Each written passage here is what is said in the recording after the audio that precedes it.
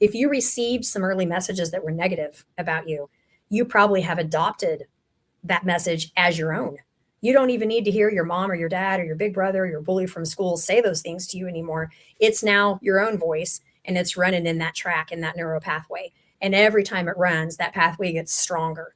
The really good news is we can create new neural pathways. And just like a path in the woods, if you walk over it and over it and over it, it looks like a path, right? The grass is finally killed off and it looks like a path. If you stop walking over that path, what happens? New grass grows, flowers fill in. It's not a path anymore. We can do that in our brains too. Hey, my name is Steve Hinton, and I serve as a pastor and author. And I'm your co-host, Matthias. I serve as a personal trainer and a volunteer at my local church. Join us now for another episode of The Man Identity.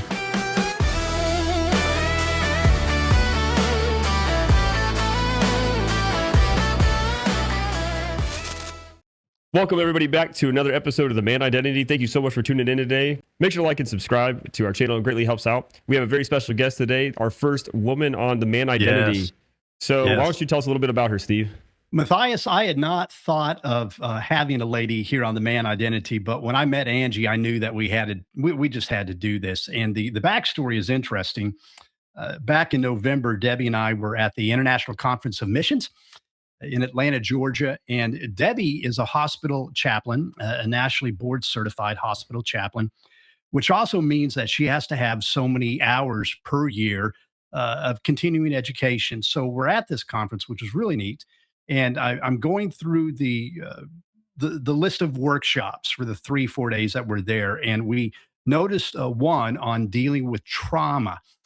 And at first I thought, well, I ought to do this. I'm a pastor. I want to help people. And Debbie definitely wanted to incorporate this for her tool belt. So we go, and Angie works for a ministry based out of Joplin, Missouri, called Rapha International. And Rapha is from a Hebrew word. And primarily they focus on rescuing girls from the slave industry to sexual traffic industry in places like Cambodia and Laos, but they also deal with trauma. And you would expect that with somebody who had that kind of trauma. But as we're there and I'm taking notes and I begin to think, okay, I think I know this person. And then she mentioned her father, Joe Garman, who started a lot of ministries in the 70s and the 80s. And I thought, well, I just need to meet her. And we connected, and I said, okay, I was not thinking about this, but would you be interested? Would you be interested in being the first female on The Man Identity? And she thought that would be a cool idea. And the conversation with her, Matthias, just was phenomenal. We have a number of guests here on The Man Identity. Ultimately, we're wanting to encourage guys, help them be the man God created them to be. Some of these are just good conversations. Some of these are fun. But today, it's a technical one. It's a clinical one. Their terminology in it that I had to think, okay, do I know what that means? But I think it's so crucial. Yeah, absolutely. I think it's so crucial because a lot of guys are dealing with things, practices, thoughts, knee-jerk reactions, fears, anger, and they're dealing with things in their young manhood, and they're thinking, where in the world did this come from? Mm-hmm. And they don't know how to deal with it. They don't know how to recognize it. Then they go into marriage and they go into life, and things just get worse. And I think if we can look at the reality of what's going on here, way down underneath the surface, we can connect some dots. Yeah. And we can rise to be the men that God's created us to be. There's some clinical talk in this. But Matthias, I know that you've got a science background and it's nothing to you. So I look forward to hearing your commentary after we hear from Angie. But I just want to ask the guys to hang in there. This is good stuff. Yeah, it was a little bit stuff. I thought this was actually one of my favorite conversations that we've done this whole podcast so far. Just because I love and enjoy the psychology and how things impact and why we behave the way we do, and just trying to really wrestle with that and figure it out. And, I think there's a lot of spiritual stuff that kind of goes on with that as well. But without further ado, let's get into it, and then we'll kind of yap a little bit more afterwards. Let's do it. Angie Brower, it is exciting to have you with us today. And I want you to know that today's a big day. You are the very first female on the Man Identity. So we need to cheer, for that. Woo woo. Hey, do Excited. I get any bonus points for having Grogu on my shelf somewhere behind me? I'm looking for him. I no. Okay, I've got who on Grogu your back there shelf? somewhere. Baby Yoda, Grogu. Oh, I've got a Lego version, which I want to say I did help put together. So if that okay. gets me any points. That's going to get you some points with someone. Angie, you and I are close enough to the same age. I'm not even sure how old you are, and I know you're not supposed to ask that. Oh, I'm 53. I have no. Well, there we are. I'm older than you, but I remember the original Star Wars movies. I mean, the original ones. So I'm not a big fan of Grogu today. Yeah. And that probably is causing me to lose some points with some of our audience, which is fine. We want to encourage them. We don't want to be cool. But I do want to tell you this. Thinking about you as the first female on the Man Identity, it reminds me of a movie, Angie, that came out in 1993. The movie was Gettysburg. You can still find it. It's like a 4-hour-long movie. It was based off of a book, I think, written in 75. It's all about the 3 days of the Battle of Gettysburg, and it focuses around various characters, Robert E. Lee, and things like that. And let me put it this way: typically, guys are more of the audience for war movies than ladies. That sort of thing. Debbie watched it because she was with me. But here's the connection point. Like a lot of war movies, there are just zero women in it, just like none. And my boys and I, and every now and then a guy who's seen the movie, we always joke about, okay, what's the one female line in the entire movie? And it's where the Union Army's going to Gettysburg, and they're going through this town, and there are these women on the side of the road, and there's that one lady who goes, "Hey, I thought the war was in Virginia." And we're like, that's it. That's the only female line in the whole movie. I thought the war was in. So I'm hoping you can get some more lines in the Man Identity, but this is it. So we introduced you as the show was getting going, and I just love the expertise that you can bring to this discussion, this topic. And I really like it in your bio with Rapha House, Angie. It says that you reimagine a future where trauma does not define people.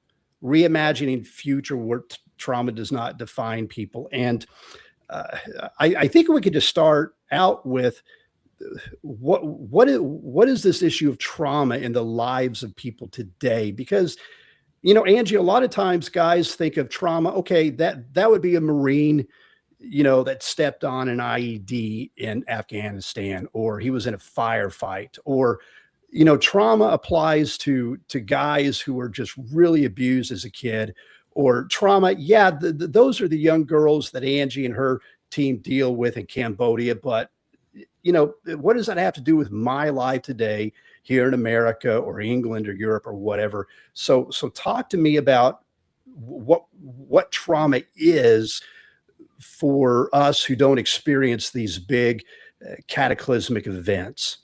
Yeah, great question. I'd like to start by saying thank you for having me on the podcast. I feel really honored. Welcome. When we spoke in November and you said, "Would you be interested?" I think you'd be the first woman ever. I'm like, sign me up. I'm interested. I have 2 boys and 2 girls. And I want a different experience in a different world for my sons than the one my husband and my father grew up in when it comes to the way men have to think about themselves, about relationships, about what they're able to share and not able to share. And really, honestly, Steve, so much of that comes back to trauma. So let's start by just kind of defining it a little bit, because you're right. I would say most men have that perception that you just said, but honestly, I'd say most people have that perception that you just defined for us. And actually, trauma, and this is my own personal definition over 30 years of working with people, but trauma is anything distressing or upsetting that happens to you that changes the way you think, feel, believe, and behave from that moment going forward. So when you think about that, trauma that happens to a young kid and it changes the way they think, feel, believe, and behave going forward. You're talking about the way they develop, literally the way they develop, the way their brain develops, the way their self-esteem develops, the way their belief about attachment with other people develops. And that's going to have some say in what partner they choose, right? It's going to have some say in what ambition they may go after in life. Maybe they don't think that they are worth doing anything that's better than what they saw their dad do, even if they're interested in something else, right? So trauma changes the way we think, feel, believe, and behave going forward from that moment on. And I tell clients all the time, and please interrupt me because, like I said before we started, I could nerd out on neuro stuff for hours. So, but I like to kind of start with this. I tell clients, and I'm sure you heard me say it in November, I want you to think of everything that's happened to you in your life, the bad things that happened to you in your life, the hard things you've lived through, everything that happened when you were a child. None of that was your fault, right? But imagine it dumped out before you on the floor as an adult. It is now your responsibility. And people don't like it when I say that to them. Well, how's it my responsibility? If it wasn't my fault, how are you going to make it my responsibility? It's your responsibility because you have a decision to make at that point. Am I going to leave these pieces scattered everywhere for everyone to trip on and fall into and get hurt by? Am I going to shove them in a great big army duffel and sling it over my shoulder? And, imagine walk down an airplane aisle with one of those giant duffels and you're hitting everybody side to side as you go. Is that what I'm going to do with it? And that would be the metaphor of shoving it down inside yourself. You think it's contained, but really you're hitting everybody you walk by. Which is what most guys do. Which is what most guys do. Or are you going to take responsibility for it and say, hey, here it is spread out before me. I'm going to pick it apart piece by piece. I'm going to figure it out. I'm going to trace the agenda.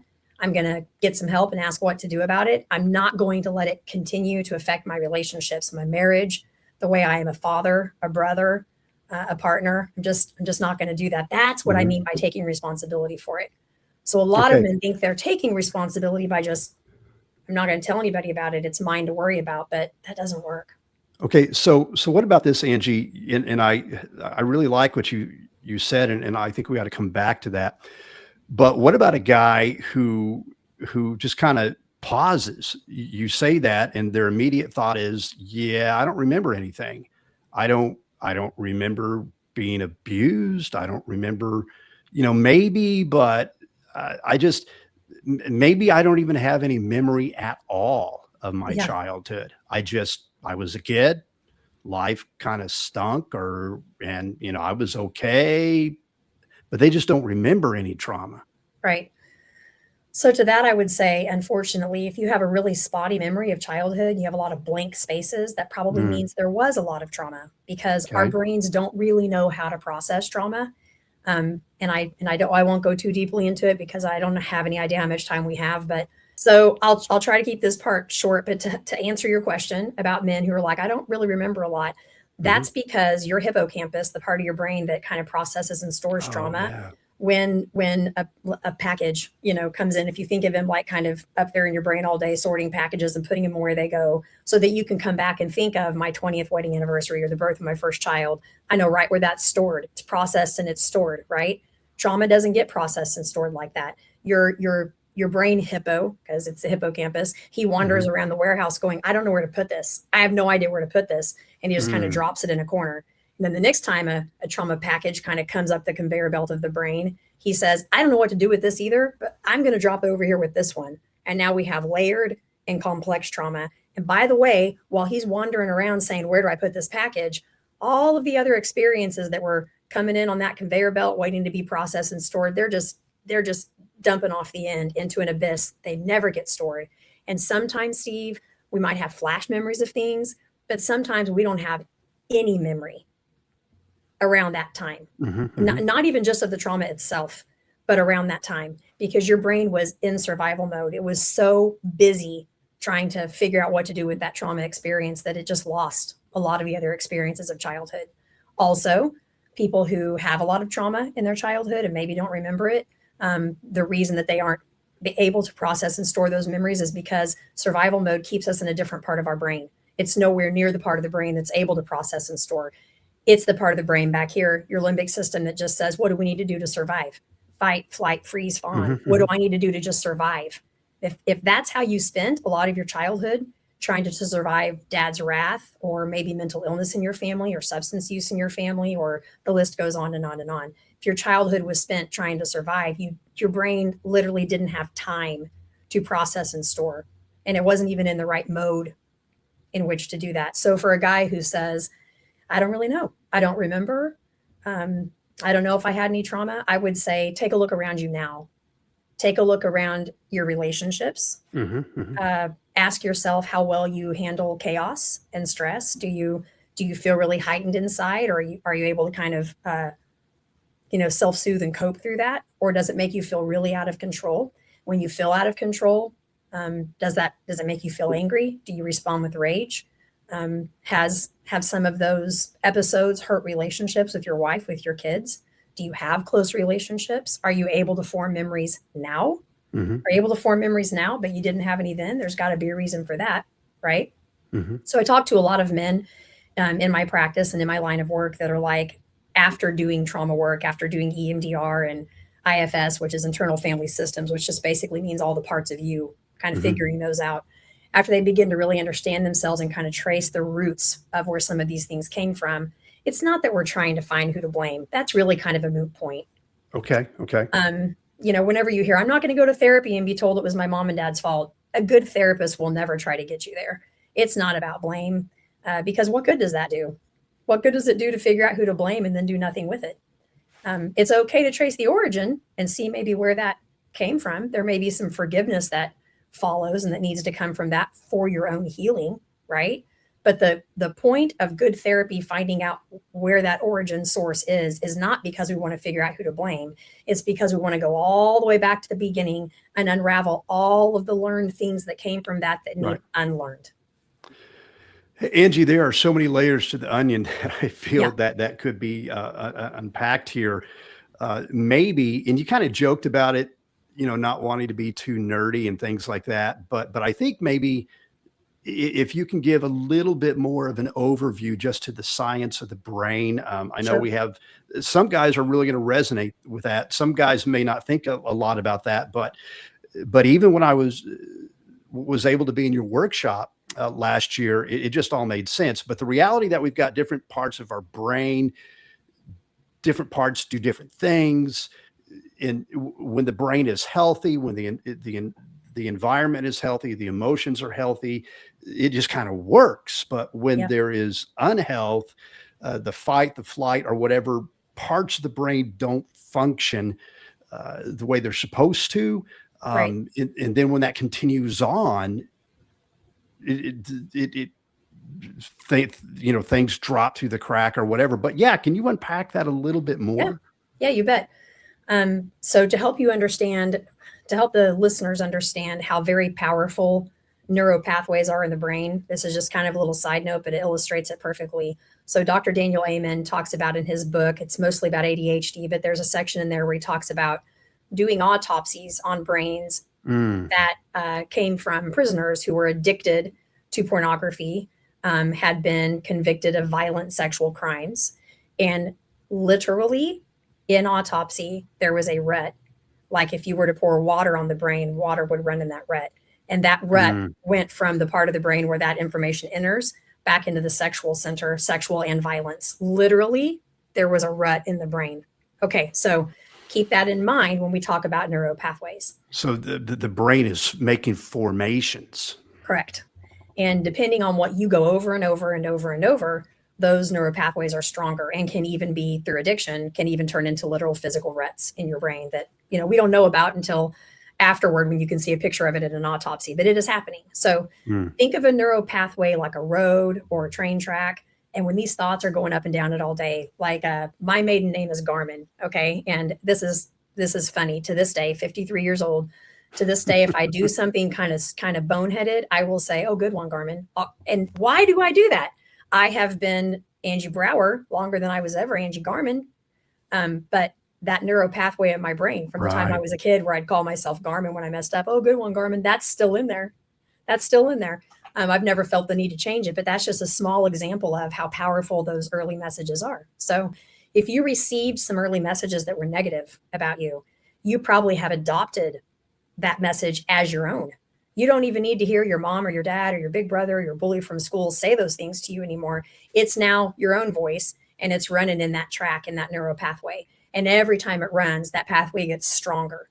The really good news is we can create new neural pathways. And just like a path in the woods, if you walk over it and over it and over it, it looks like a path, right? The grass is finally killed off and it looks like a path. If you stop walking over that path, what happens? New grass grows, flowers fill in. It's not a path anymore. We can do that in our brains too. If we stop using a neural pathway, we create a new neural pathway.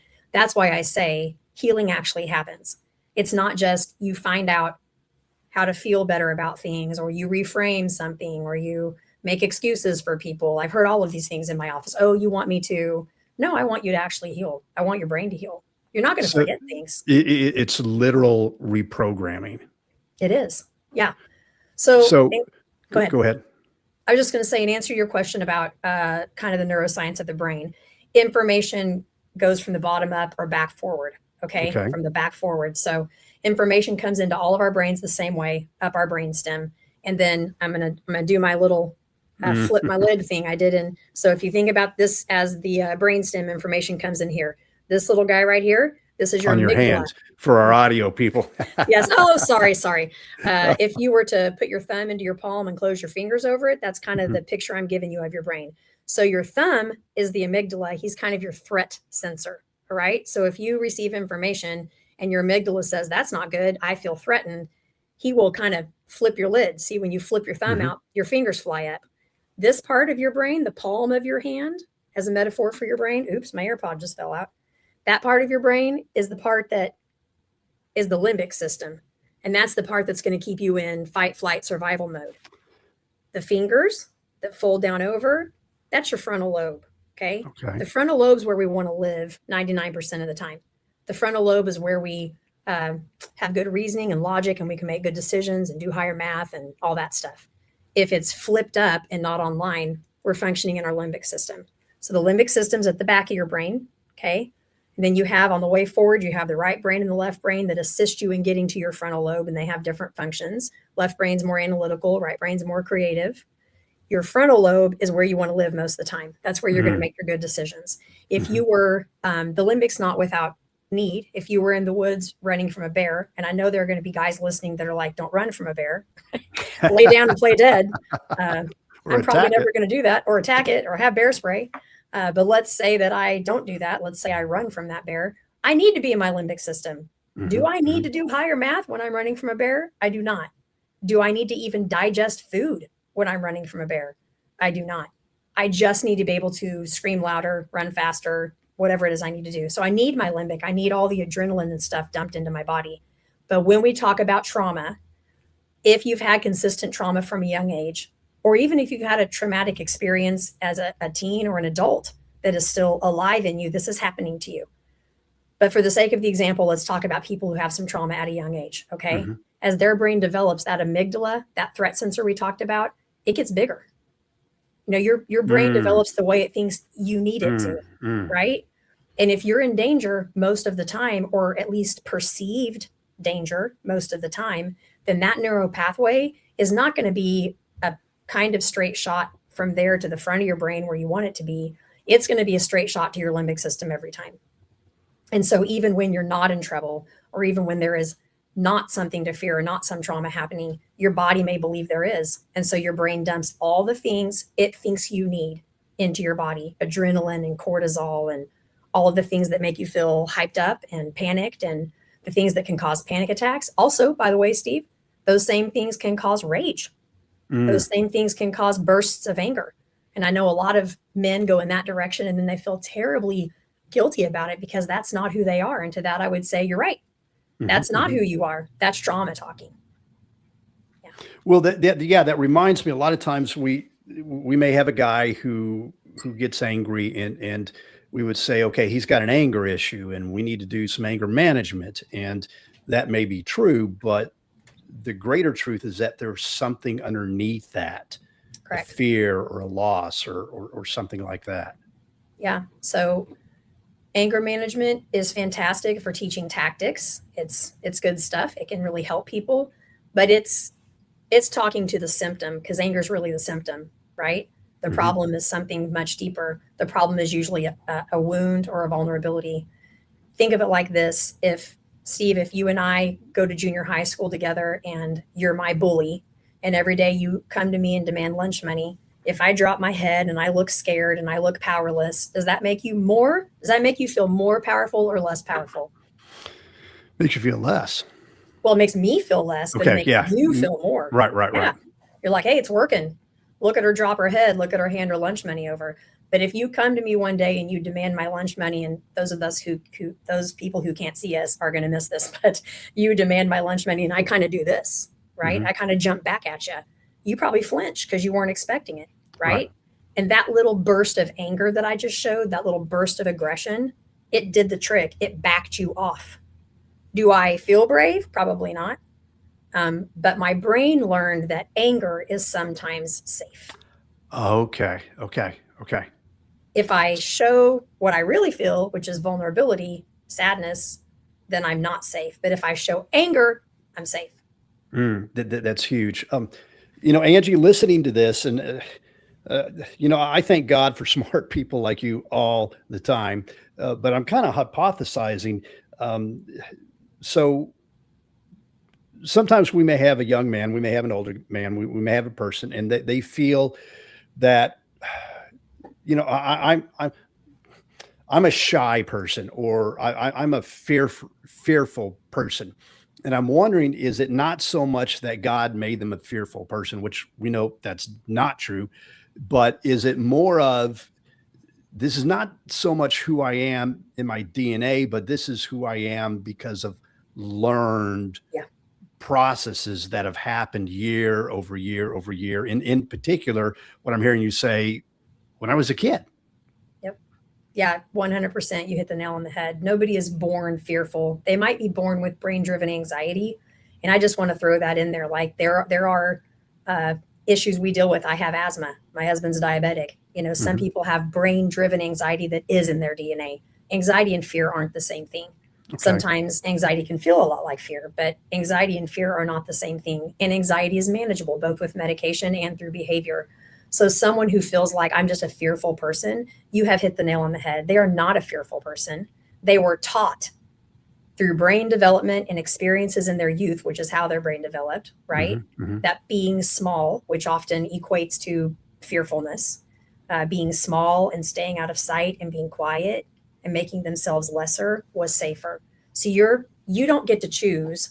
We all heard in science when we were kids, fight, flight, freeze, right? Responses. Okay, fight sounds just like it is. Although I think if we had more time, you'd be shocked that fight sometimes doesn't look like it sounds. But fight, whether that's physical or verbal, flight, whether that means run away or just shut down, right? Just stop talking. And a lot of guys shut down. A lot of guys do flight and freeze. Freeze is just like, maybe freeze even looks like I can't get out of bed, but freeze can also look like I can't go find a job. Everything about that terrifies me. That is a trauma response. Fight, flight, freeze are trauma responses. Fawn is a trauma response. So statistically, it's more recognizable in women, but I wouldn't say it's even more common. Fawn looks a lot like people pleasing. And you and I both know a lot of men who do that. Okay. And if they learn to people please, if they are people pleasers, it's because they learned that was how they stayed safe. So if you're a man who's hearing this and you're like, well, I want my trauma response to be fight. First of all, no, you don't. It can get you in a lot of trouble. But also hear this, if you hear nothing else today, you don't actually get to choose your trauma response. Your brain chooses for you, and it chooses based on how it thinks it's going to keep you safe. Your brain's number one job is to keep you safe, to keep your heart beating and your lungs breathing. That's your brain's number one job. And it might choose a different trauma response based on the circumstance you find yourself in. Okay, can you say something a little bit more on that? And here's why. There are layer upon layer of issues that men wrestle with, and even that you would have a guy who may that may be his mechanism, fawn, and he may think exactly that. I wish that my response was to fight, and they might have, in addition to all that, some shame of, if I were a real man, I would be wanting to box this guy in the nose. Hmm. But what I just heard you say is that may not be the way their brain operates, and it's really not their fault. No, it's not their fault. In fact, think about a kid who maybe had an abusive mother or father. If they had tried to fight back, Mhm. would that have gone well for them as a small child? No, No. they would have gotten beat even worse. And so their body, their brain learned that in moments of trauma, it's better to be small. It's better to back off. It's better to placate. It's better to, what do you want for dinner? What can I do to make you happy? Right. I see a lot of that actually in couples when can go either way, but we're talking about men right now. When a man appears like that in his marriage, where he's just like, whatever I can do to keep you happy, and not in a, I want to do for you because I love you and, I'm just cherishing you, not in that kind of way, but in an unhealthy way where it's often used against him. That is a fawning response. That is a trauma response. And every time I see a man responding like that in his marriage, I'm like, I haven't a good idea what his childhood looked like. This was how he learned to stay safe, or this was how he learned to de-escalate the violence that was going on between mom and dad. Sometimes you're the class clown, right? You come in and make everybody laugh. And that's how you learned to de-escalate in your home. So whatever response you have as an adult, whatever trauma response you have as an adult, it comes from way back into your childhood, and it comes from a place of keeping you safe. So this is going to sound really weird to a lot of people. I've never actually said it to anyone where they didn't go, that doesn't sound right. But it is. I'm telling you, it is. When you feel fear or anxiety or something that traditionally we have a tendency to think, stop that, go away, make that go away. Let's figure out how to make that go away. Okay. Instead of having that response to it, lean into it and kind of think it. That is what I do when I feel to be curious. Yeah. Be curious about it and actually thank it for showing up. So let's talk about fear or anxiety. A fear or anxiety shows up, and we're talking about men right now. So fear or anxiety shows up in a man, and his immediate response is squelch it, right? Get rid of it. That's not a manly way to be, which is absolute trash, but that's what a lot of us have been taught, right? So he says, squelch it, get rid of it. I would say stop in your tracks and literally say to your brain out loud, if you're in the car by yourself, hey brain, I know you're trying to help me. That's your number one job. So I know you're trying to help me. What is it you're trying to show me? Okay. What is it you're trying to show me in this moment? Why is anxiety the message I'm getting? What am I anxious about? What am I worried could happen? Or what am I worried my partner might think? Or like, thank it for showing up and try to trace the origin of where it's coming from. And then all of a sudden, it just kind of diffuses. You're like, now I have a plan. I have a game plan of how I'm going to handle this. Okay. Angie, let me ask you this. And, before we talk about a plan or even fully maybe making some diagnoses, what does this look like? And I know you've got your patient-client confidentiality and all that, and I'm not asking for any of that, but could you give us a picture, maybe pull from different things? What does this look like that from a little boy, how does this happen? And then what does this look like when he's 27, 30 or whatever, trying to do life? What is a picture of what we're talking about here? Yeah. So it's okay for me to talk about cases I've seen, as long as I'm not giving you identifiable information. And I usually do composite cases. So it's like bits and that's what pieces I was from a lot of thinking. different people. Yeah. So there are so many different ways for children to be traumatized, so many different ways. So I want to be sure people hear that. Like trauma can happen because they were in a natural disaster. Maybe they have a very loving home and home life, but they were in a natural disaster or a car accident, or they lost a parent young. All of those kinds of traumas can affect kids in similar ways, where they have trouble making attachment and the world feels like a dangerous place. But one of the most common situations I see, and let's talk about men because that's who we're talking about, right? Is a young boy who is in a family where the dad or the mom is abusive. Let's talk about when dad is abusive. Okay. This could be verbally, mentally, emotionally, physically, sexually. It could be any of these things. And the reason I want to pinpoint the dad, doesn't have to be the dad, but the reason I want to pinpoint the dad is statistics show us that the same biological sex parent, so for a boy it's dad, for a mom for a girl it's mom, that same biosex parent is their strongest role model, whether they want it to be or not, whether they like that person or not, whether they are more DNA connected to mom as a young boy. Like I look more like her and I have kind of her personality. Doesn't matter. Because of the culture we live in, that same sex parent tends to be their role model. And that's the person they're the most worried about pleasing. And that's the person that they feel the most judgment and shame from. So let's talk about a young boy who grows up in a home where dad is really verbally abusive, sometimes physically abusive, because honestly, sexual abuse is a whole nother area that is insidiously damaging that we probably could devote an entire podcast to by itself. So Yeah. let's start with physical abuse and verbal abuse by a dad. Okay.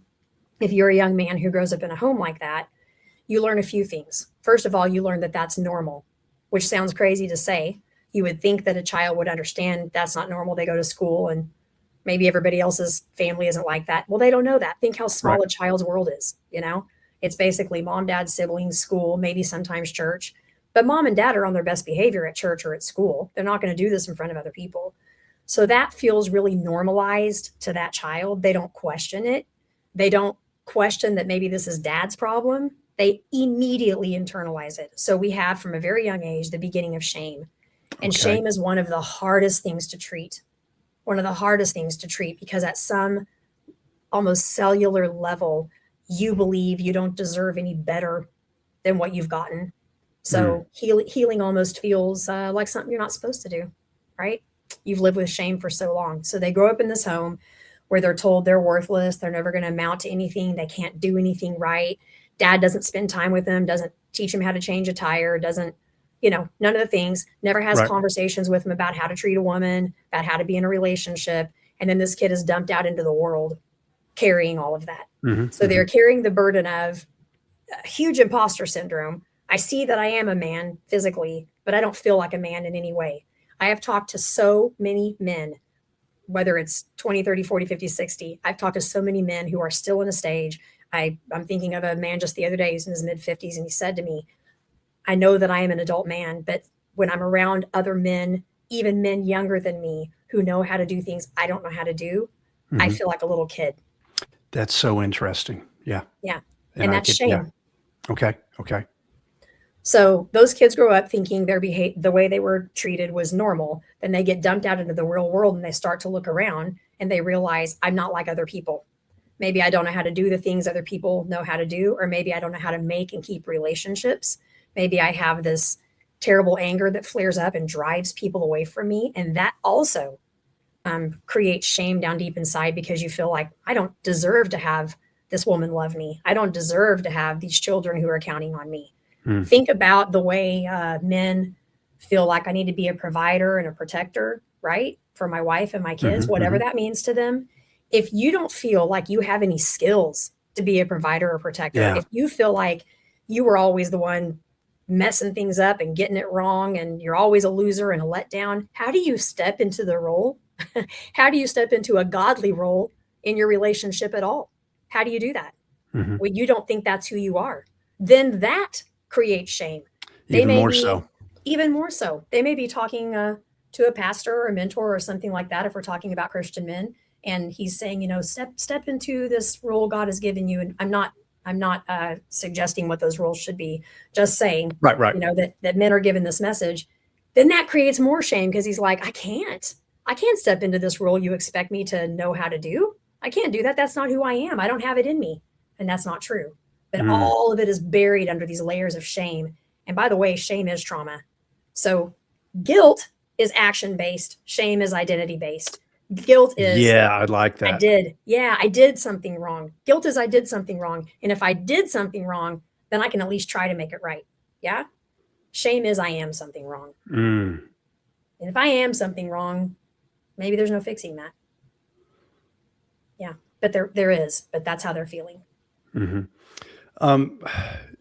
What about abandonment? Because we have so many young men who, I think about my story. I had my adopted father. He adopted me, married my mom when I was 7. And I had a few years without a father. Then, I had a father for like a year and prior to that. And so what about guys? Maybe they weren't abused, but they were, how could I say, rejected or not Yeah. seen?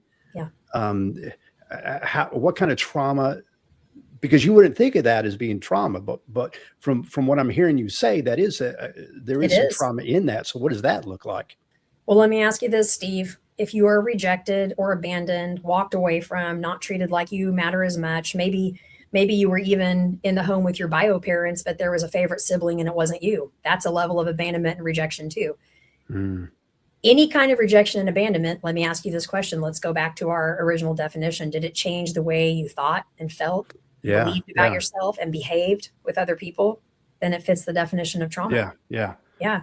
It 100% is trauma. It's some of the hardest trauma to overcome, honestly, as an adult, because even in those situations where there is abuse, there's rejection and abandonment. They've abandoned their role as the parent they should have been. They've rejected you as a child they should have loved and cared for. hmm In those hmm situations where there was actual abandonment, a parent who actually walked away, even if you have some information about that, maybe you're a child who was adopted at birth and you're told, your birth parents were teenagers, or your birth mother was very poor and couldn't take care of you, and you have some intellectual knowledge of why you were given up for adoption. There is still an internal source from every adoptee I've ever talked to. I can't say it's every adoptee ever, but every adoptee I've ever talked to, there's that internal question of, did it have something to do with me? If she yeah, loved me enough, would she have kept me? Would she have fought yeah, harder? So yeah, it 100% is trauma. And let's look at the way, to go back to your earlier question. So if that happens to a child, what does it look like in their 20s or their 30s or 40s, hmm right? hmm So let's look at that kind of trauma, abandonment and rejection. Often in their 20s, 30s, and 40s, what that looks like is them attaching to very unhealthy people because those people saw a vulnerable person they could manipulate. mm, So very often people who have attachment issues sadly choose a partner that's not very healthy for them. That partner has chosen them because they see them as someone easy to control. So a mm, lot of women and even men end up with a narcissistic partner because that person seemed like in the beginning they were there to help, they were there to take care of.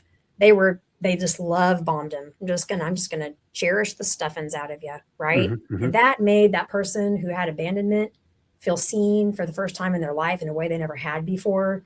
And then they get into this relationship, possibly even marry this person, and discover all of that was false. And now that mm, rejection's kind of doubled. It's like, yeah, oh, yeah. I wasn't worthy of any of that. Got it. Okay. So yeah, that's 100% trauma. Okay, what can a guy start looking for before we talk about what do we do with it? But what are some questions a guy could ask to, hey, I'm hearing Angie talk about this. I wonder, do I fit into something like this? Can't really remember a whole lot, but what can they look for? How can they connect dots Mhm. to not looking for a professional diagnosis here, but how Sure. can they start asking the right questions? Yeah. I think I would start by looking at the relationships in my life. Are there consistencies in those relationships? Are there consistent trouble spots in those relationships? So whether it's my friend, my girlfriend, my college friend, whoever, people I work Mhm. with, are there some consistent kind of road bumps? If there are, then it's probably not that person and that person and that person and that person. It's probably me, right? So Mhm. that says there's something unresolved I might need to look at. I would also look at my really close relationships, like with my family and with my significant other, and have a direct conversation, frankly. Are there ways in which I ever make you feel like I'm not connecting with you? And the reason I say that one is because a lot of times people with trauma really struggle to connect on an intimate emotional level.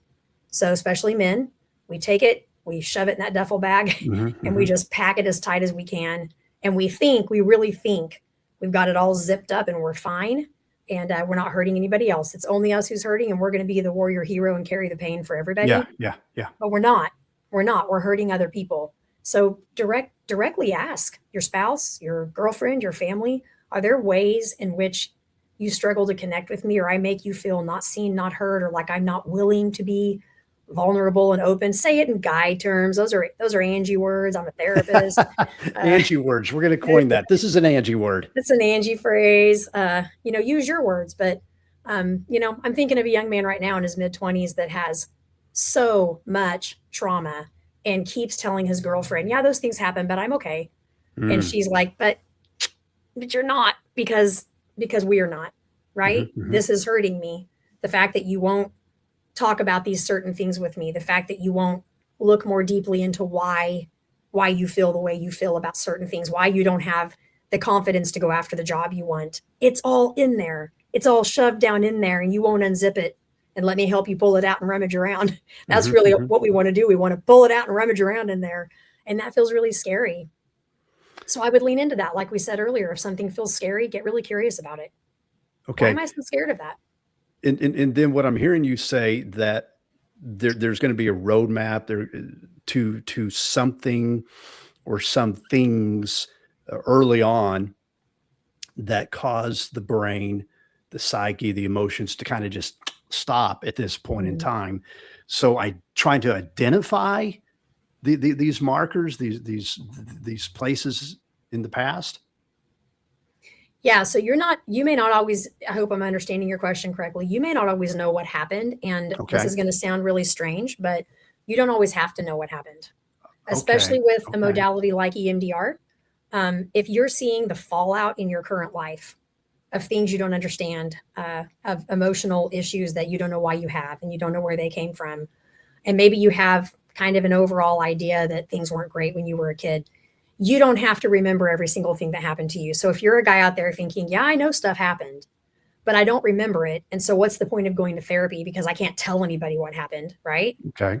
You don't have to. Because you don't know. Because you don't know. You don't have to have a timeline. We don't have to have every event. Modalities like EMDR or sand tray therapy. Oh my goodness, such a big proponent of sand tray therapy.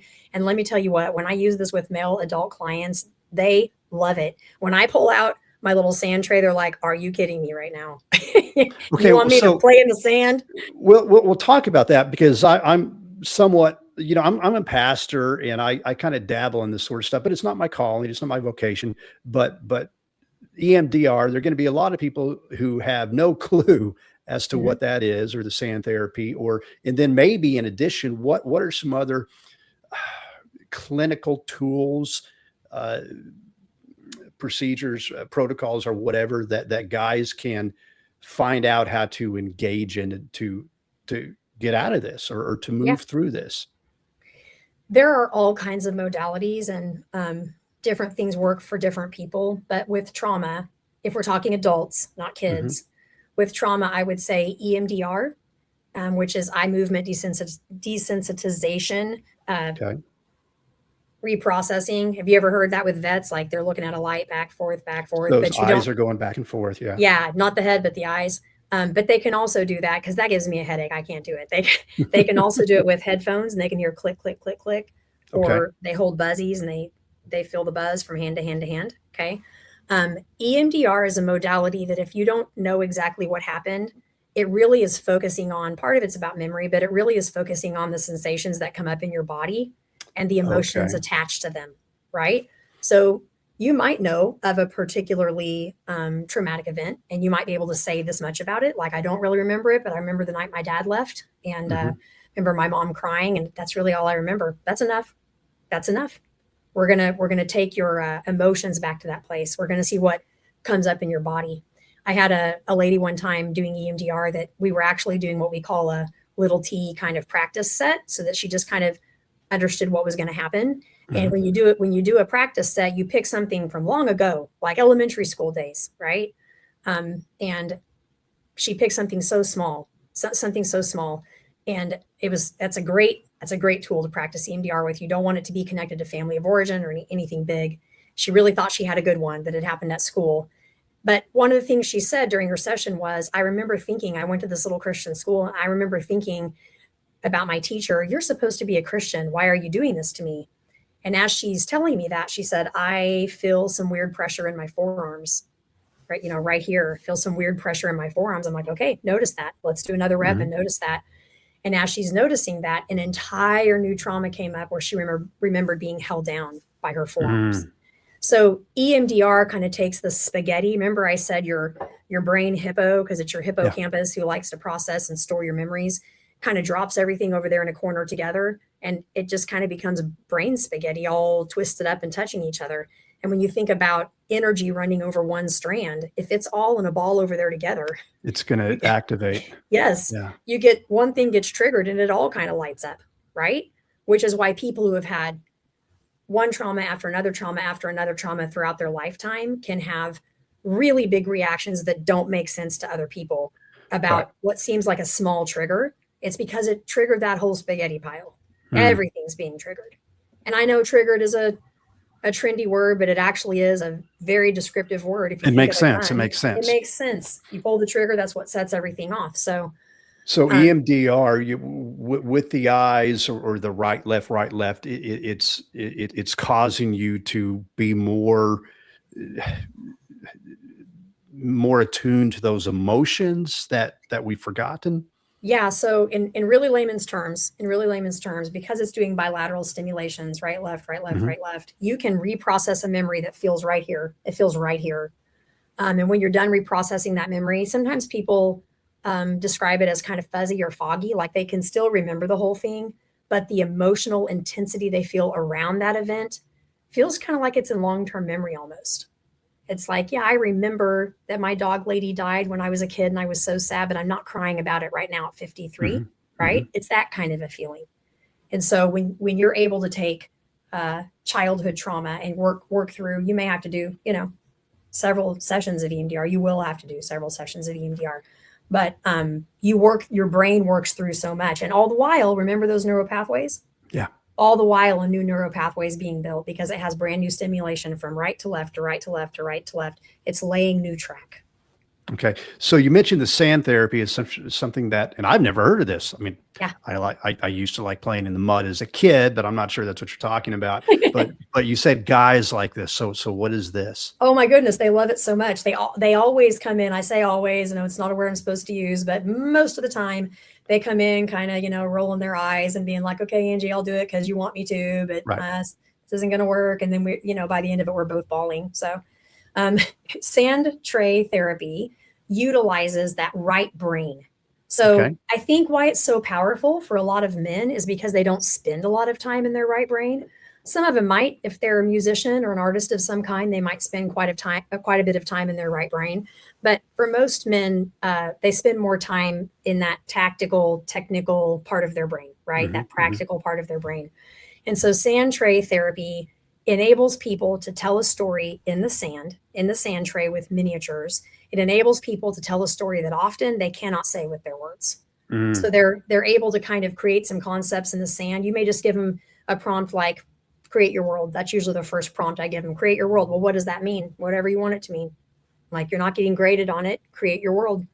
And they will place things in the sand and facing other miniatures and certain angles and things that they didn't even realize they did until we start talking about it and asking questions. And then they are like, whoa, I didn't realize that's what I done. But see, they were dying to tell a story that they didn't have the words to tell or didn't feel brave enough to use the words to tell.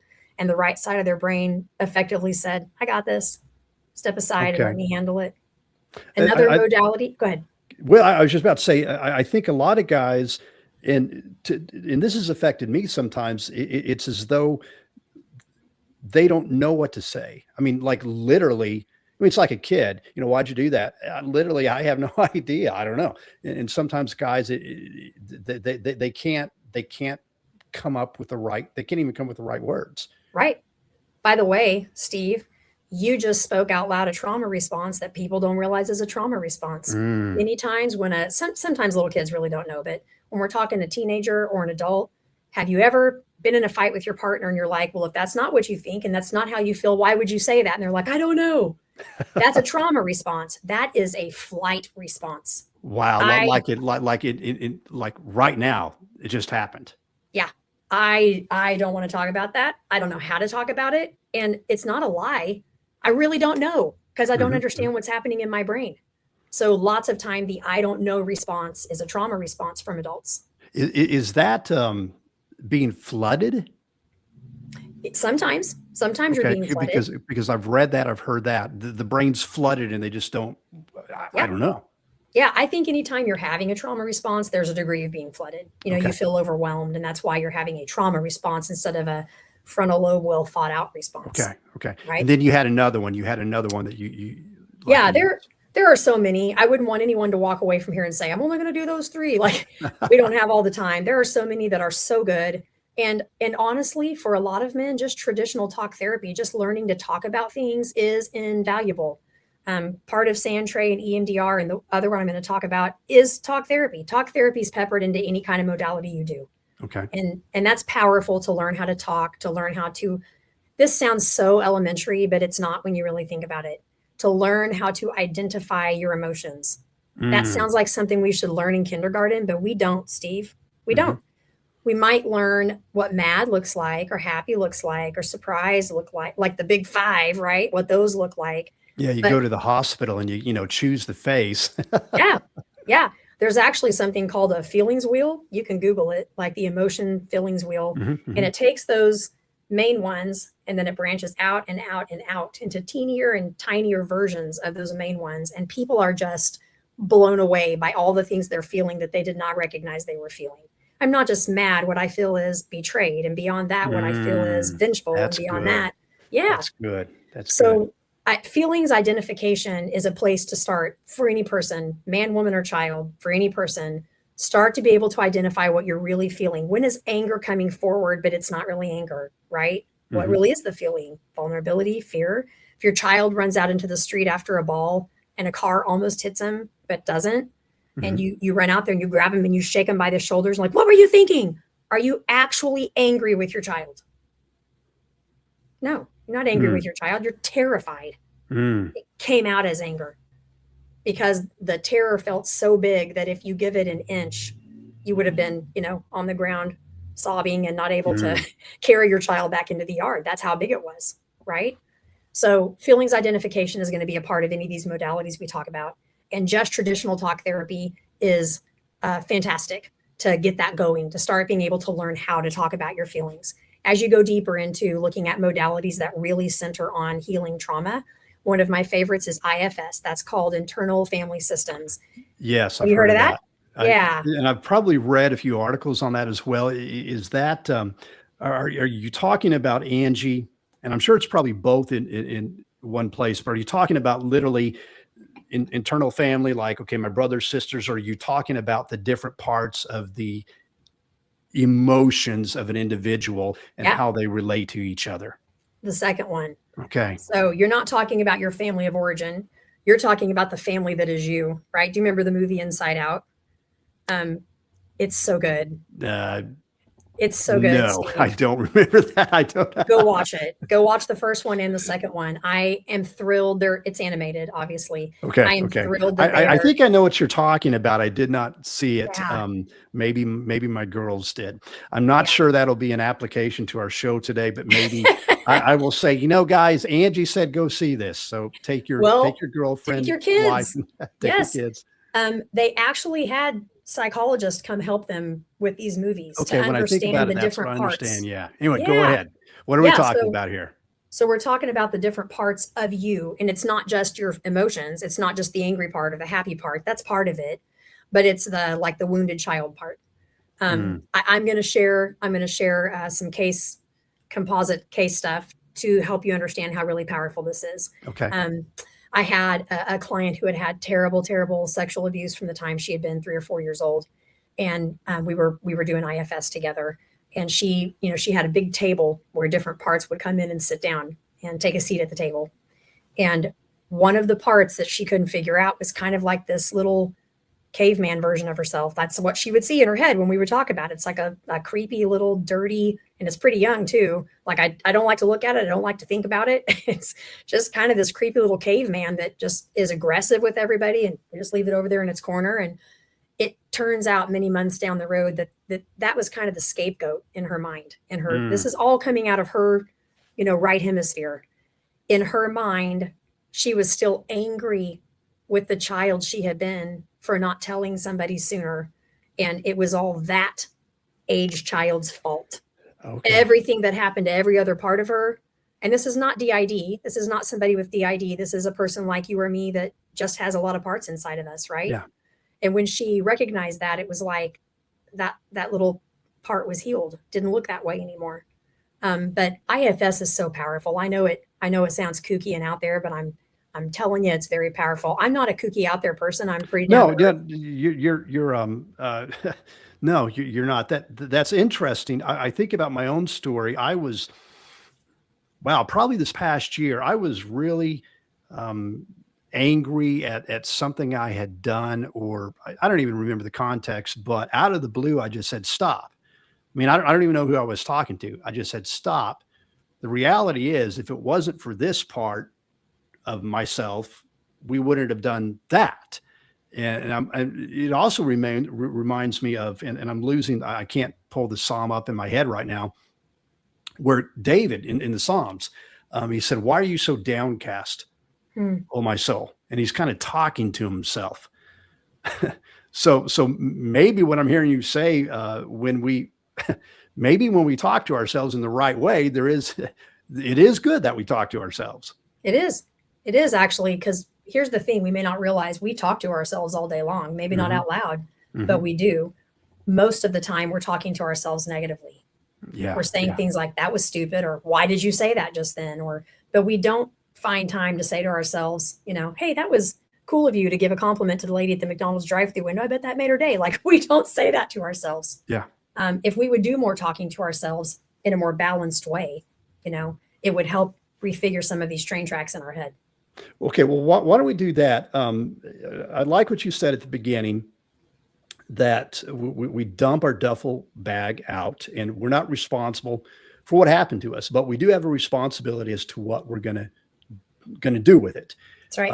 I love the science that you've talked about, and I've read this and heard this in other places, that we can reprogram our brain. We can, the neurons and the paths and the grooves and roots and things like that. So kind of a two-part question. What can a guy begin to do immediately? How can I connect the dots? What can I do? What are some things that I can do in my own life? And then the second part of the question is, when we move to the place of, okay, I need to go see a professional. Mm-hmm. So the part A, what can a guy do by himself? And then B, when he needs to move to the place of, I need to get some professional help. Yeah. How do I do that? Okay. So before I jump into that, I want to say something that I don't want to forget to say. And I guess this does kind of go along with your question, but childhood trauma. If you've ever heard of the adverse child experiences, the ACEs scale, you ever heard of that? Well, I've heard of it. Yeah. Yeah.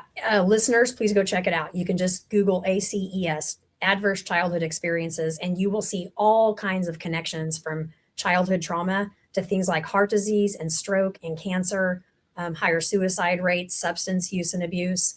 I mean, it is staggering when you look at that. So, and let's put that in the show notes. So you may need to remind me again when we're done. But that's something good to put in the show notes. Yeah. That I would say, start doing really some self-reflection. Start doing some self-reflection and asking those questions we talked about earlier. Where are the hiccups in my relationships? I've known myself since I was a kid. What do I see showing up again and again and again? Is it anger? Is it fear? Is it social anxiety? Is it people pleasing? Is it, I'm afraid I'm going to let everybody down? Is it whatever it is? What do I see showing up again and again and again? That is a link to trauma. That is a link to something that was formed in our psyches as children. And maybe we don't know exactly why. Lots of times we have a pretty good idea why. I would say start with self-reflection. If you are feeling confident about it and you're like, I want to get right into therapy, do it. Go get into therapy. But if you're one of those people who are like, I am not ready to go there yet, that's okay. Start with self-reflection and then talk to a trusted person or two. Maybe your spouse, maybe a mentor or a pastor at your church, if that's somebody you trust. And just start sharing some of the things you're discovering about yourself, and practicing basically is what you're doing. You're practicing sharing your thoughts and feelings. Okay. That's probably not something you've done very much, not in a calm way, maybe in an angry way, right? So self-reflection, finding some trusted people that you can start practicing talking these things out with. And then when you begin to realize I've traced some roots, I know there is some actual big trauma, or I've got some hurdles that this isn't helping. Just the self-reflection and talking to people, this is still stuck so hard inside of me. go get some therapy. And in this moment, I want to be careful to delineate between pastoral counseling and clinical counseling. Yeah. Yeah. Well, unpack this a little bit more. And I agree with that. My vocation is homiletics, it's preaching. And Angie, there are times I talk to people and I think I've gotten better at this. I learned a lot of protocols and procedures in a great ministry called Markman for Christ. But when I meet with someone, I'll meet 2 or 3 times and then, okay, this is beyond my pay grade. And I say, we need to get you connected with somebody who's trained in this area. So what do they need to look for? Because there are a lot of exceptional counselors out there like you, and there's some people out there who, I would not recommend them at all. So what do you guys need to look for? It depends on like where you live, what kind of access you have to a variety of therapists and counselors. I would definitely seek word of mouth. If you're someone for whom faith matters, you can start by asking at your church, where do you guys refer to? You know, I am a big proponent, and I want to be clear about this, because I find that a lot of Christians think they have to go to a counselor who is also a Christian. And there are some great counselors who are also Christians. I am a therapist who is also a Christian. I'm not a Christian counselor, meaning that's not where I come from. I'm a clinical counselor. They are not, they have to follow a code of ethics. They are not allowed to try and lead you astray. They are not allowed to try and teach you something different spiritually than what you believe. They are not allowed to, make fun of what you believe. So if you find a clinical counselor and you don't know whether they're a Christian or not, but they specialize in this area and they have really good reviews and you've heard good things about them, do not be afraid. Do not be afraid to give that person a try just because you don't know if they're a believer in their personal life or not. We know, Steve, through looking at scripture, that God can and does use anybody, right? Yeah. He used a donkey for Mr. Balaam. Yeah, that's right. So you have your own faith community. If you're a person of faith, you have a faith community. You have those people you can discuss those spiritual things with. If you find a really qualified counselor and they also are a person of faith, and you say, I want to bring this into our sessions, I want this to be part of it, they can do that as long as it's coming from you. But if you find a really great clinical counselor that really understands the kind of trauma that you have experienced and has great reviews and could do a lot of good in your life, please don't shy away just because you don't know what their personal beliefs are or because you know they're not a Christian, right? If they know what they're doing clinically, they can still help you. God will use them. God will use them. So I would say self-reflection, start practicing by talking to some people you trust. And then when you're ready, or when you recognize there are bigger issues here that this level of talking can't take care of, then you start looking for somebody that specializes in trauma, I would say, if that's what's happening, or maybe specializes in men's issues or anger, if that's really what you're experiencing. Start doing some looking around. Okay. Angie, we have not talked about Rapha International a lot. It's in the show notes, but you work with this ministry, and primarily they do work with abused children, sex trafficking, things of that nature in Cambodia and that region. But if someone wants to know more about you or more about the ministry, where do they need to go to find more of this? Yeah, so it's Rapha, Rapha. In other words, the Rapha, the Hebrew Rapha healer, God the healer, rapha.org. You can look us up and learn anything you want to learn. The 30,000 flyover foot view is we do have residential homes for minor females who've been trafficked in Cambodia, Thailand, and Haiti. But we also have prevention programs in all of those countries in multiple cities, because we believe, it's one girl, one family, one community at a time. You don't help a child heal and then send her home to a broken home and a broken system, right? Right. And then here in the States, we have the Hope Healing Center, which is right here in Joplin, Steve. And this is an outpatient trauma therapy center. So I'm the chief clinical officer, meaning I do deal with the counselors and social workers overseas. I help train and help with programming, but I'm also the director of the outpatient trauma center right here in Joplin. And we see any kind of trauma, any age, any gender. It's not just minor females, and it's not just trafficking, because we know that oftentimes, first of all, Other kinds of trauma lead sometimes us to learn that different things are going on, like trafficking, right? Mm-hmm. We also know that people who have been exploited and abused in other ways besides trafficking are vulnerable to traffickers. So it all connects. Yeah. Yeah. Angie, this was huge. I had been looking forward to connecting with you. Personally, it's just fun. I had met your father a few times. We've got some connections with Max Goins that I worked with in Russia. And if Max was still alive today, he would have been one of the guests on The Man Identity. Yeah.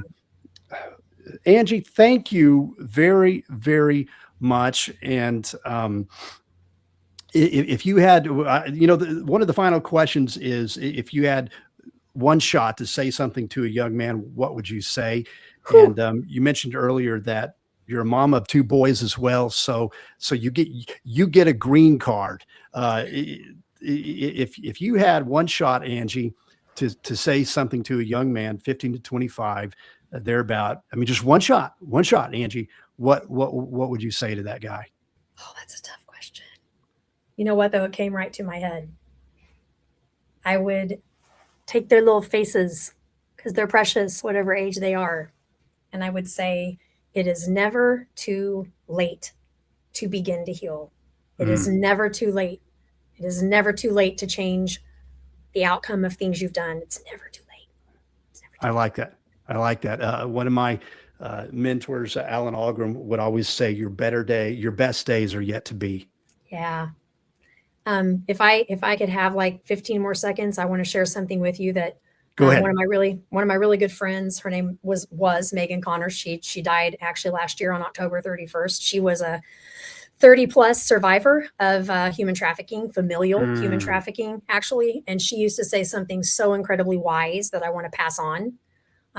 Please. Because this is all about trauma. She said, often, this is a head scratcher. You'll have to keep thinking about it for days after you hear it. Often what was adaptive in danger is maladaptive in safety.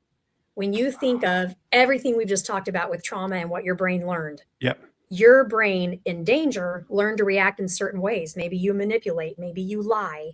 The list goes on and on and on, because that's what you had to do to survive, right? But in safety, those things aren't adaptive. In safety, those things are maladaptive. In safety, those things lose you marriages and friends and dignity and self-esteem. What was adaptive in danger is often maladaptive in safety. And if we can just really learn what that means, it'll change everything for us. That's huge. You're not a PhD, but I like to call you doctor anyway. So Love it. Dr. Angie, thank you very much. Thank you for having me, Steve. I really enjoyed it. So Matthias, I kicked off the discussion with Angie, just trying to define what trauma is, because a lot of guys will hear the word trauma and they will think, okay, I got a buddy and he is a Marine, and he stepped on an IED in Iraq, or his father just beat the snot out of him and he still has bruises to this day, something, huge and traumatic. But to hear Angie talk about it, the definition, and I think it's important, that the definition of trauma is bigger than what we might think. Yeah. And the fact of the matter is, and I love, even though I'm not a scientist, I love the science of this, the way it affects our brains, even our brain chemistry, and therefore how we believe and act from then on out. Yeah. I really loved her definition of trauma. I wrote it down. Let me see. It was any event that changes the way someone thinks, feels, believes, or behaves. And I really like that, because, like you said, people, when they think about trauma, they think it's got to be some big cataclysmic event in their life that really causes PTSD and this and that and stuff. But I liked her definition, because if I look back at my own life, and I know I talk about myself a lot in this show, just because I relate a lot to the conversations we're having with people, is, I can look back and see, I notice patterns in my life. Okay, well, I acted this way, and I'd look back because I thought, this kind of made me believe this about myself in this event, or like these little things in my life, and I think most men can really relate to that, because every man has gone through something that has affected the way that he acts, responds, behaves, whether he recognizes those patterns or not. And I think that's the important thing. She talked about, we have this pile, just imagine all the things we've been through in our life, especially in our childhood, that are dumped in front of us. And she said, it wasn't your fault that these things happen, but it's your responsibility on how you handle it. And I really like that a lot. And it's not easy, it's really not always going to be an easy ride. It's okay. Like you might figure out this makes me feel this way, or this is why I act this way. But sometimes you really got to dig deep in those areas to really kind of heal from that. Not necessarily to, and I like that she said it's not to find blame or to go to therapy to blame somebody for this, but to say, okay, this is where this comes from. Because if you can understand it, you can be better equipped on how to deal with it, or kind of seek out answers to how to deal with it. Yeah, it's like a principle. One of our first guests that we had was Steve Spicer with Mark Men for Christ, and one of the amazing principles that I learned in that ministry is that a lot of times we have a tendency to jump to judgment calls until we have all the data completely ironed out. And I think there's a similarity there, that the goal is not to try to pick through this so I can blame someone, so that I can find the data to connect the dots to understanding. And I think it is a little bit more pronounced today because of the dysfunction of the family, the fracture of the family. And Angie talked about the fact that anything can be trauma. You can have a perfectly healthy family and there's a natural disaster, and you've got a 3, 4, 5-year-old, and especially the and all these parts of the brain better than me, the part of the brain that reasons together. Yeah. A 3, 4, 5-year-old can't reason everything, and it's in fight, survival mode. Yeah. And when you have a healthy family, the parents can help that child to learn how to process through that. Yeah. When you don't have a healthy family, that safety net's not there. And then when you have a very dysfunctional family, well, that even, adds fuel to the fire. And and the child just begins to believe this is normal. This is normal. Yeah, and I think it was fascinating to me how humans are so adaptable on a subconscious level. She talked about the responses to trauma, the fawning or the fight or flight or freeze, thinking about like how the brain really just adapts to try to survive. Just be like, oh, well, this is what's alleviating the situation. So this is my survival mechanism. And it's not like you ever consciously think those things, but you just do them on a subconscious level. It's the self-preservation that we've been created with is just fascinating to me. I like to think about how God created us. That was, even though we were learning about trauma, it's still a fascinating thing to see how he really created us to survive. Well, I thought it was really interesting on that note. You mentioned the different ways we can respond, the fight, the flight, the freeze, or the fawn. And she made the note that we don't consciously choose that. Right. In the moment of trauma, the brain does it. And there are times that guys will think, well, I don't know what's going on, but I can be more manly by being angry. And then I feel shame because, well, maybe I'm freezing or whatever, but it's not something that we choose. Just this is the way that our brain just reacts in that moment in time. Yeah. And it's just like the snowball effect. Even with the shame, it just gets bigger and bigger and bigger. And to hear her talk about the grooves that are, and she said the word ruts that are formed within the brain, these neural pathways. Yeah. And we begin to believe things that may or may not be true, but because they were etched in our psyche, literally our brain chemistry, when we were really young, that just sets up this pattern that reproduces until we believe it. Right. And then, that's a really good segue. The way I've actually heard it before, because I've been in counseling myself, is it's like those neural pathways are, like a dog in the backyard. If you've let your dogs in the backyard long enough, you start to see the paths that they take, and they don't really deviate from them, when they go to do certain things.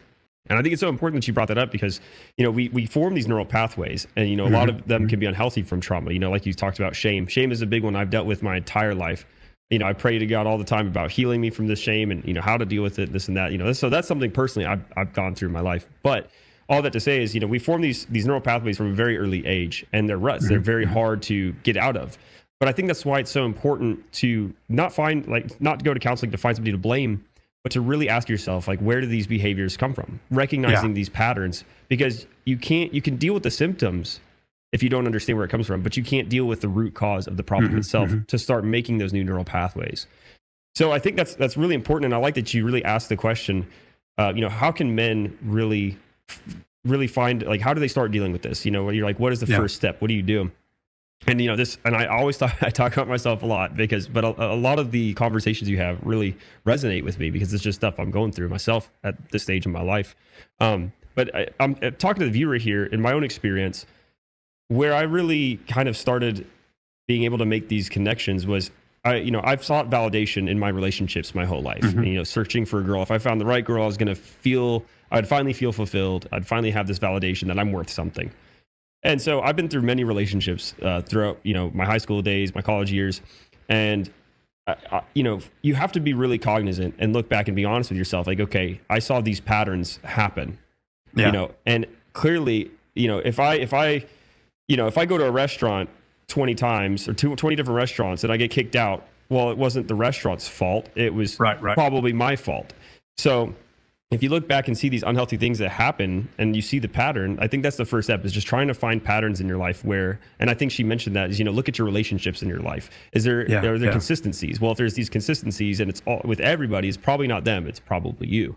And then thinking, and then, because those consistencies are still going to happen. They're not going to magically go away. So the next time something like that happens, really ask yourself, like, at what point in this conversation or in this interaction did I start to feel this feeling? Did I start to, that led to that? Well, what did they say or do to really, to trigger that feeling in me? And it. It's like when you're in like not a fight or flight state, but you can feel when it's not your logical or reasonable frontal lobe working, it starts being a deep feeling inside of you, just like welling up. Guys may experience it differently, but you can feel it when it's not your logical brain really working anymore. It's almost a war trying to stay there in your logical brain.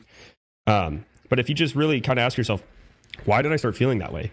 Why did I start acting that way, from feeling that way? And you can really start to trace back, like, okay, well, this happened in my life, and just think about those early events, because I look back and I really don't have a ton of memories from childhood. My brothers will say things like, I don't remember that, I honestly don't really think I went through a lot of trauma. I had my parents get divorced. That's what a lot of guys would say. Compared to this guy. Yeah. And who knows, maybe my brain just really didn't want to remember things. I genuinely don't think I had a horrible childhood or anything like that. I loved my childhood.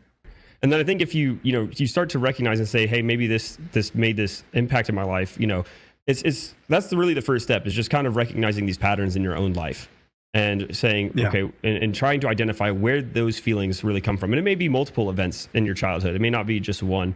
And then maybe, like she talked about, getting connected with a counselor or a therapist to really kind of work with and try to get some tools to deal with those things. So I really think that's the first step, really, is just recognizing those patterns and trying to make a connection point. Where do these come from? What feelings am I feeling when those things occur?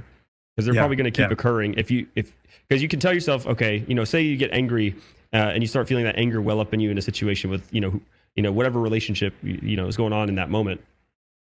And this anger might feel a little irrational, or the way that you're responding might feel irrational.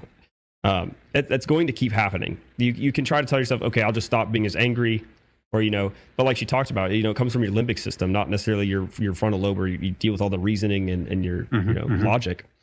So it's, and this is where I think it's kind of a spiritual thing, is dealing with that limbic system, that fight or flight part of your brain that deals with all that survival. Because in my own experience in my marriage, I told you, we've had an amazing marriage, and God definitely has used my wife in my life to train me to not be led by my feelings, because, I would be triggered by a lot of different things in my marriage. And we both would kind of trigger each other with certain reactions because we both had, traumatic, like, I'm going to say she had a lot more traumatic childhood than I had, but we have traumas that we would be triggered by in each other. So we've really kind of helped each other learn and grow through those. But all that to say is, I think it's a spiritual thing, because almost like on a spiritual sense, it's like I would feel these feelings well up inside me, and I'd start wanting to act a certain way or out of the flesh. And it's like, it's almost a spiritual battle of going, I don't want to wrestle with the flesh, or I don't want to act on this fleshly, like, this like off these feelings, but it's like almost like I feel like I can't help it, you know? Yeah. And I think that's where it's important to deal with, because you can't just say, I'm not going to do that anymore. I'm not going to get angry anymore. I'm not going to, do this or that anymore. You haven't treated the root cause of it. Sorry, I know I've rambled on a lot, but this is definitely something that I've been working on the last, how long I've been married, 7 years now, trying to be a patient, I'll exhibit all the fruits of the Spirit as a man. Well, there is a spiritual aspect of it, and it reminds me of our conversation with Matt last week, and he was talking about the Apostle Paul, and why is it that I do the things I know I shouldn't do, and don't do the things that I know I should do. There's a spiritual aspect of it, but also there's this emotional, psychological part of it, and it reminds me of a comment that one of my friends made. His name is Darren King. He's a professor at Ozark Christian College. And he said that I might have Jesus in my heart, but I've got granddaddy in my bones. Mm-hmm. That's a good quote. And there's this, we come into this deal with emotional baggage, and Jesus will change our identity. He'll change our citizenship, but we're still dealing with this baggage that's deep. And my hope is the guys can begin to just kind of connect the dots. I like the fact, she talked about, and another author, Dan Allender, in some of his books, talked about neuroplasticity, that these pathways can be changed. Yeah. But we have to make an effort to do that. And, she gave the illustration at the very beginning. And I think this is typical of guys that, okay, I know I've got these emotions, but I'm going to push them down, and I think I've got them buried, and I've got them, in this duffel bag, and I land in Denver, and I'm getting out of my seat, and I'm walking down the aisle, and it's banging everybody back and forth, and we may not even see it. Yeah. But the fact is, the way we treat our wife, that we treat our girlfriend, we treat the people in our church, we treat the people in our work, we treat our kids, we may not even see it, but just the residual effect that's not dealt with hurts other people. And I think the point is, a lot of times guys say, well, I'm tough. Well, we do want to be strong. We do want to be strong. But part of being strong is being able to identify, I say I love someone. Well, if I love someone, I'm going to figure out what it is that I'm doing or not doing that's hurting them. Angie said, there are two pieces of it, the trauma. It's not my fault. It reminded me of a story. I mean, a movie. It's a fictitious movie. I want to say Matt Damon was in it. I'm not sure if it was him or not, but the movie is Good Will Hunting. Yeah, I've heard of it, but I've never seen it. Yeah, it a lot of cuss words in it. It's just a lot of cuss words in it, but that's almost typical. But there's this one scene toward the middle to third of the movie where he's talking with this psychiatrist that he actually finally has some chemistry with, and the psychiatrist says, it's not your fault, and Matt says, well, I know it's not. And the psychiatrist looks him in the face. He says, it's not yours. And he says that again and again, and finally Matt breaks down. And yeah, there is this reality that because a lot of times we can embrace this. Yeah. And, it can become our identity. I am broken. I am this. Well, we're not. It's not our fault. But what are we going to do about it? Yeah. And pushing everything down, well, that doesn't fix it, because it will blow up later on. Yeah, it's going to spill out on everybody else around you. There's no escape. Exactly. Exactly. And so part of the man part of this is just having the courage to, maybe even say, okay, I don't get this. I don't understand this, but because I love you, your spouse or whoever, I'm willing to do some digging. Yeah. And that's if you had I'll let you finish that thought if you need to, but I have something to build on that. I think it's like this. You talk to a man, they'll do anything. Hey, I don't know how to figure out this project, but I'll do it. I'll figure it out. Hey, I've got this issue here, but I'll figure it out. Hey, I've got this, but I'll figure it out. Well, okay, there's an issue here. The challenge is to figure it out as well. And before we even get to the whole clinical thing of finding someone who is trained in this area, I think you're right. You saw Angie talk about that. Just being willing to be honest, and ask some questions. Again, going back to Matt last week, asking some questions. Well, why are my relationships blowing up? Well, where am I finding this girl at? Am I going to the wrong place? Right. We're actually going to talk about that next week with our next guest. But then also, like you said, hey, I got thrown out of 20 restaurants. Well, it's probably not 20 bad managers at 20. Right. So being honest to look at that, but also not in a self-condemning kind of way, Right. but curious. Mhm. Why did I feel angry? What triggered me? And beginning to look at patterns. Mhm. When does this sort of thing show up? Yeah. And then asking questions. Mhm. Questions from people that you trust, people that are invested in you. Yeah. And then being willing to listen. Yeah. Yeah, absolutely. And I want to take it back for a second, talking about with your spouse in particular. And, I think the thing about, I want to kind of take this back to, spouse in a way, because when you get two very broken people, two people with trauma, that triggers each other, Mhm. If you're in just a relationship and you experience a bad event or, and you bad fight or something, you can just leave. You can just, and I'm not saying like that's a good thing. I'm just saying you can walk away from that and not You're deal not with it. committed. Yeah, you're not committed and you're not forced to deal with that issue. In my instance, my wife and I've told you, we got married 9 months after meeting. And it was definitely a God thing because we would not have lasted if we were not married. Because first of all, we both hold a very high view of what marriage is supposed to be. From our brokenness, from our childhood, I know we both are on the same page about marriage is a one and done thing. There's no going back. There's no, other than what scripture, calls for divorce or whatever. But other than that, we're in it for the long haul. So one, being married gave me no way out other than to deal with the issues that arose, our conflict.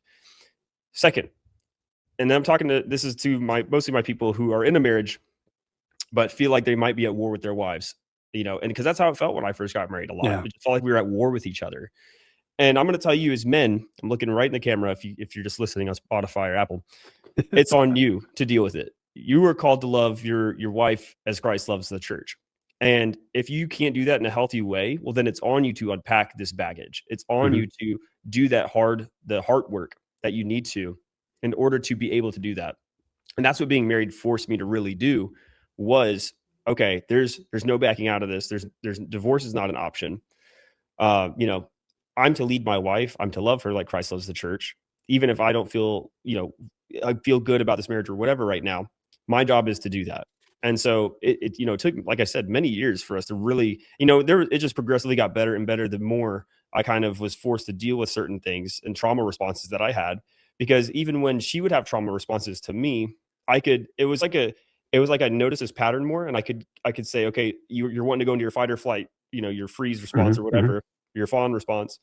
But that's not what you need to do right now. And it's like I could keep myself a little bit more in that logical part of my brain to better work and deal with situations. And the more that I did that, the more my wife's trauma responses would ease off too.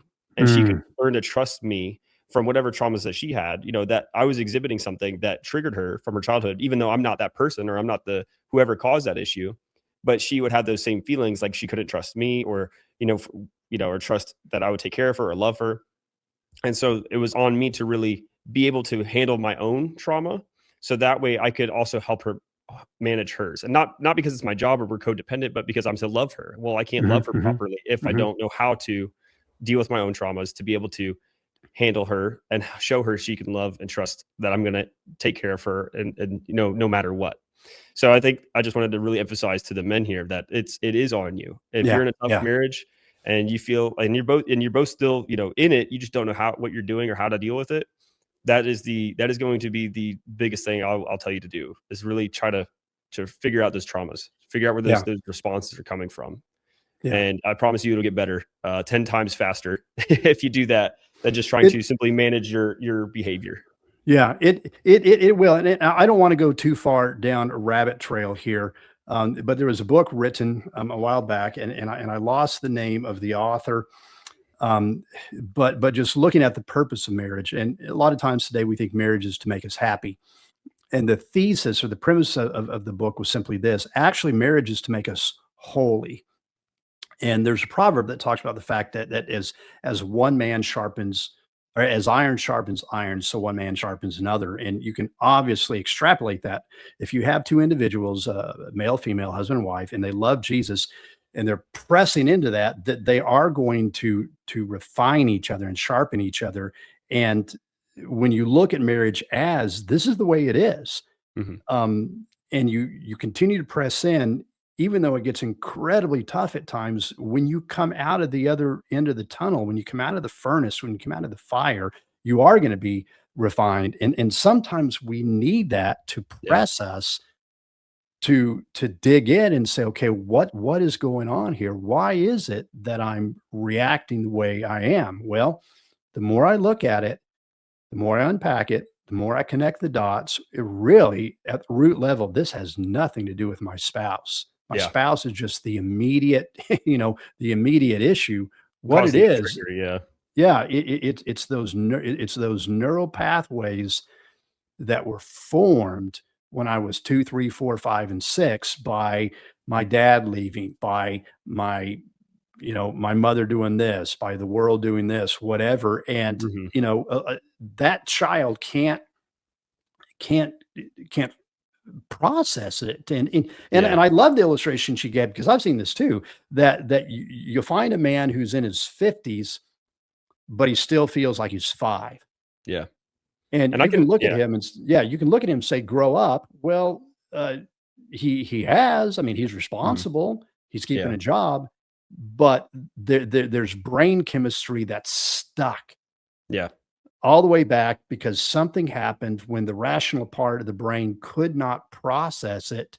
So you get these confused emotional responses that Yeah. a 4 or 5-year-old would give, Mhm. and there's no other voice helping that child Yeah. figure that out. Right. Yeah, absolutely. Maybe I'll give an example because I feel like, some people on here might be like, well, I didn't go through trauma. I just am this way.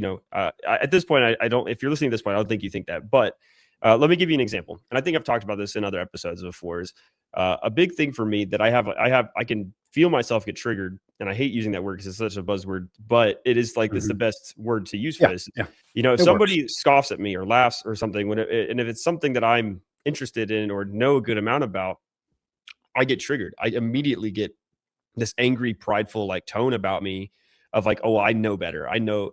And and I had to really ask myself, well, where does this come from? Because I find myself doing this in relationships, in my friendships. If we're having a debate on something it's this whenever I feel stupid. So I identified Mhm, the feeling. I felt like somebody thought I was stupid.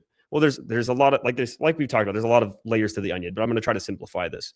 mhm, I felt stupid. Well, if I look back in my childhood, uh, you know, I know my mom. Sorry, I don't think she ever meant to be critical, but my mom was pretty critical. And it's a habit I picked up, and I'm really trying to work on and praying that the Lord will help me not be critical. But all that to say is, uh, you know, the only time I ever felt worthy or valuable was when I was doing good in academics.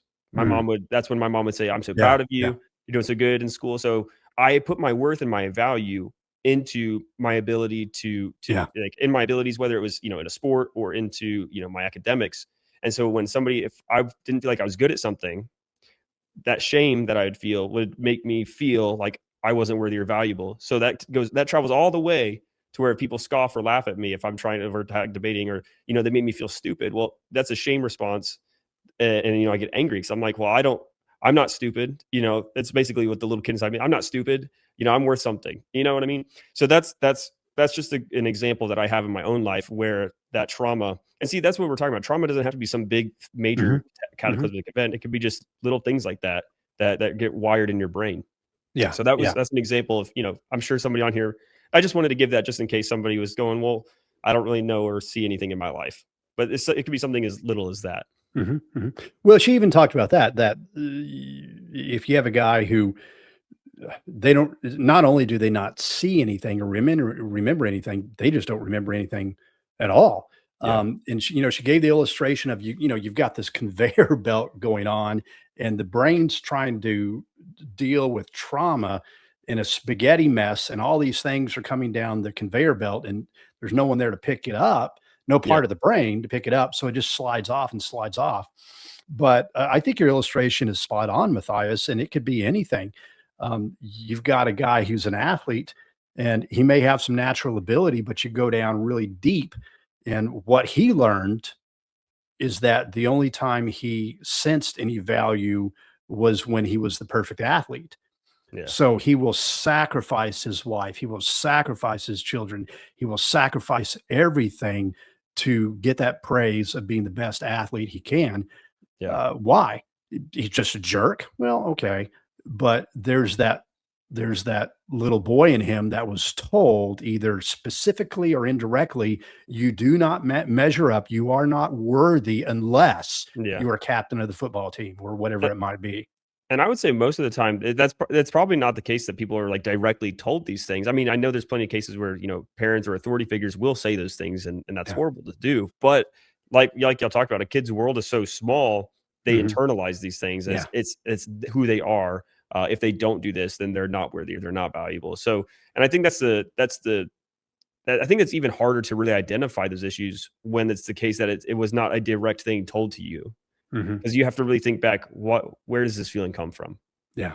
Yeah. Well, I think the challenge, well, number one, I really hope this was an episode that will help guys at least begin to connect some dots. Yeah. Um, and then begin to just, ask some questions. Why did I respond the way I did? She talked about visiting with some trusted people and just saying, hey, are there some times where I respond this way, and try to connect the dots on all of that. Doing some reading, and then finding some professional help.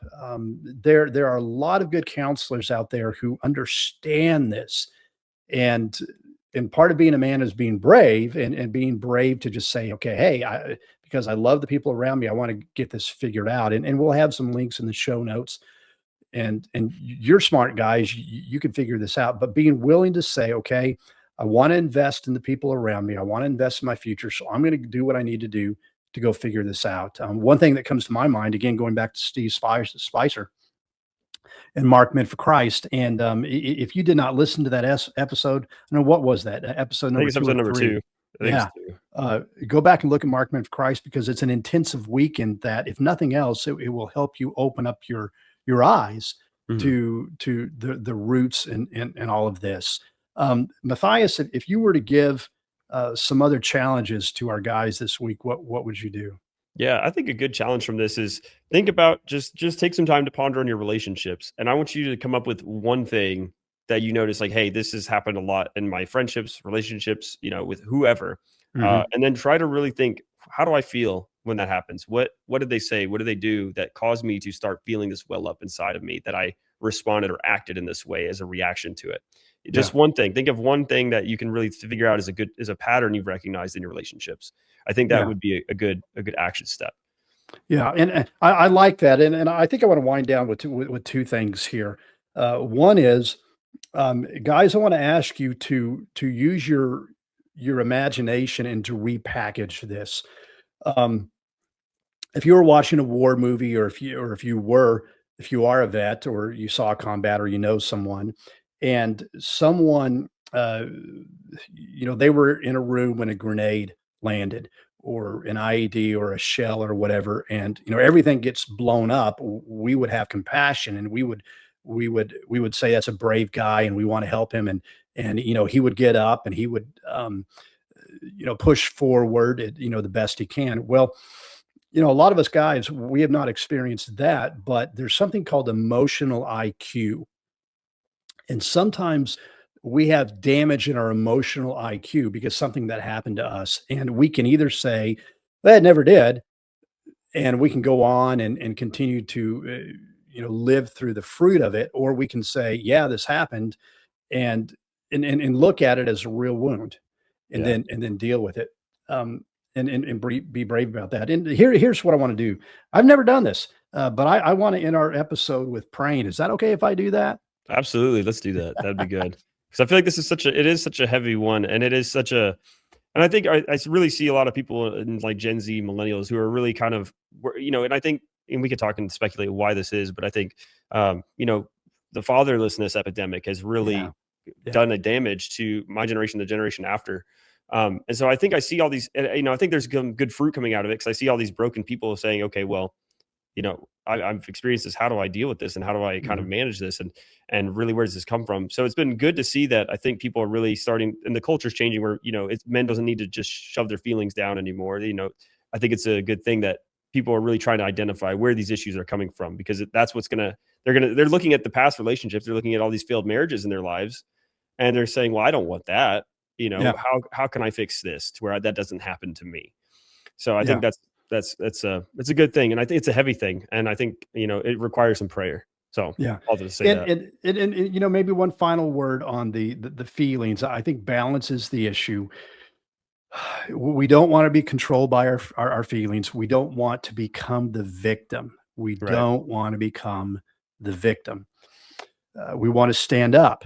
But standing up doesn't mean I pretend there are no issues. It means that I'm going to deal with them, because if I don't, they're going to come up. And there's going to be a day it's going to come up, it's going to blow up, and it's going to hurt someone we love. So, so let me do that. Let me pray. Let's do it. God in heaven, thank you that Debbie and I got to connect with Angie. Thank you for the wisdom that you gave her.